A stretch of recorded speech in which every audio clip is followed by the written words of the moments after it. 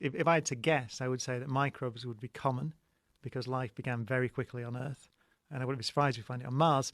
But complex life, multicellular life, insects, plants, intelligence, I would guess would be very rare because it took so long on Earth to get there. And it was just slime. Like 3 billion years of slime. It was that. That was it. And what happened? How did it go from slime to giraffes?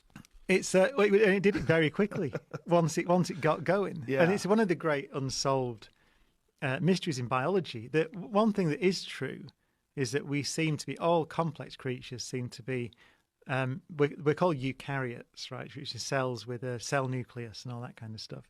And they look like they're the merger between two simpler life forms, bacteria and a thing called an archaean. So it looks like somewhere in 2 billion years ago, whatever it was, in some ocean, the bacterium cell got inside the archaean and survived as a symbiotic organism, essentially, and then somehow, unbelievably, managed to reproduce and replicate in that configuration. And that does seem to be the origin of all complex multicellular life on Earth. So it's called the fateful encounter hypothesis. And if that's true, then it's just a bit of luck. And it happened once, right? And that's why we're here.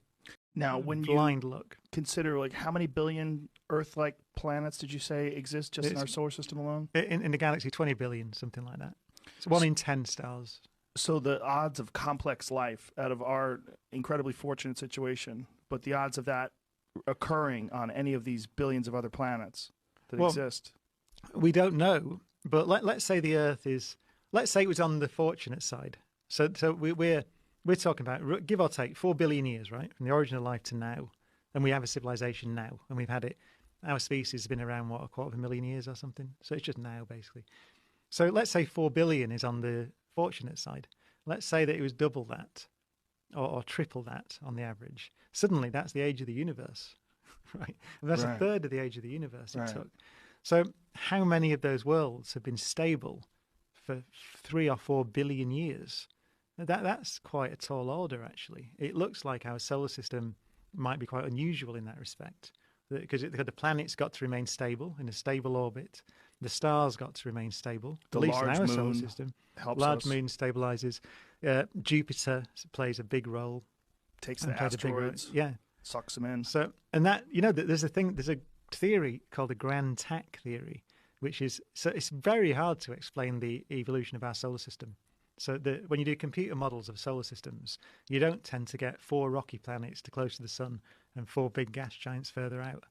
And one of the current best theories, and this, I say this because it shows you how lucky we might be, is that Jupiter, they tend to form these big gas giants and migrate inwards towards the star. So in almost all the computer simulations, just because you've got this big gas giant orbiting in all the dust around the star, they tend to drop inwards. And it looks like Jupiter did that. So it looks like it formed and came in almost to where Mars orbits today, and cleared out the region around Mars, actually, which is maybe the reason Mars is so small compared to the other, to Venus and Earth. But then Saturn was coming in as well. And in the computer models, the interaction between Jupiter and Saturn stops Jupiter coming in before it gets to the Earth. And they both get dragged out again. And so to where they are today. Oh, wow. And so that seems to be, it's one of the best theories for the evolution of our solar system. So what are the chances? The chances of that are so minuscule, like tiny. So that's the thing, I think, about these rocky planets. In order to get a civilization on them, I guess you need quite unusual solar systems, and that would be a guess. And you need quite unusual stability on the planet for billions of years. And that's why I think we might be quite lucky.